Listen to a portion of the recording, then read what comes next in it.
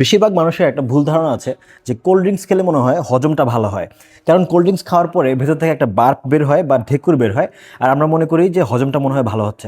এই ধারণা আমারও ছিল, কিন্তু এটা একটা বিগ একটা মিসকনসেপশন, একটা বড় ধরনের ভুল ধারণা, একটা ইলিউশন বলতে পারেন। কারণ কোল্ড ড্রিঙ্কস আসলে আমাদের হজমকে কোনো ধরনের হেল্প তো করেই না, বরং এটা আমাদের নর্মাল যে হজম প্রক্রিয়া আছে সেটাকে বাধাগ্রস্ত করে, সেটাকে ক্ষতি করে। কেন, কিভাবে ক্ষতি করে দেখেন। প্রথমত হচ্ছে কোল্ড ড্রিঙ্কসের যে টেম্পারেচার, এটা হচ্ছে 3 to 4 ডিগ্রি সেলসিয়াস, আর আমাদের স্টমাকের টেম্পারেচার হচ্ছে 37.5 ডিগ্রি সেলসিয়াস। তার মানে এটা অনেক ঠান্ডা।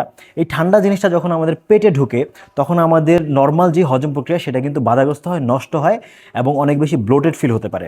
নাম্বার টু হচ্ছে, এই যে দেখেন বুদবুদ দেখা যাচ্ছে, এই বুদবুদ হচ্ছে আপনার কার্বন ডাই অক্সাইড গ্যাস, আর এই জন্য এটাকে বলা হয় কার্বোনেটেড বেভারেজ বলা হয় এটাকে, ঠিক আছে। এখন এই কার্বন ডাই অক্সাইড গ্যাস আমরা যখন খাই, তখন কিন্তু আমাদের ঢেকুরের সাথে অনেকটাই বের হয়ে যায়, কিন্তু পুরোটা কিন্তু বের হয় না। কিছুটা গ্যাস আমাদের পেটের ভিতরে ট্র্যাপড হয়ে যায়, আটকায় যায়। তখন আমাদের এই ব্লোটেড ফিল বা গ্যাস ফিল এটা আরও বেড়ে যায়, এবং এই অস্বস্তিকর পরিস্থিতি কিন্তু আরও বেড়ে যেতে পারে। নাম্বার থ্রি হচ্ছে, আপনারা জানেন যে কোল্ড ড্রিঙ্কসে প্রচুর পরিমাণ চিনি থাকে, আর চিনিকে বলা হয় হোয়াইট পয়জন, সাদা বিষ। আর এটাতে এত বেশি পরিমাণ চিনি থাকে যেটা আপনার ডেইলি লিমিট অনেক বেশি ক্রস করে ফেলে। সো যত বেশি চিনি খাবেন না, আর যত বেশি কোল্ড ড্রিঙ্কস খাবেন, তত বেশি আপনি রোগ জীবাণুকে আপনার বডিতে ইনভাইট করতেছেন, এবং তত বেশি আপনার অসুস্থ হওয়ার সম্ভাবনা কিন্তু বেড়ে যাচ্ছে।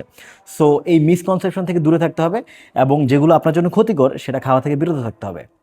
Thank you so much.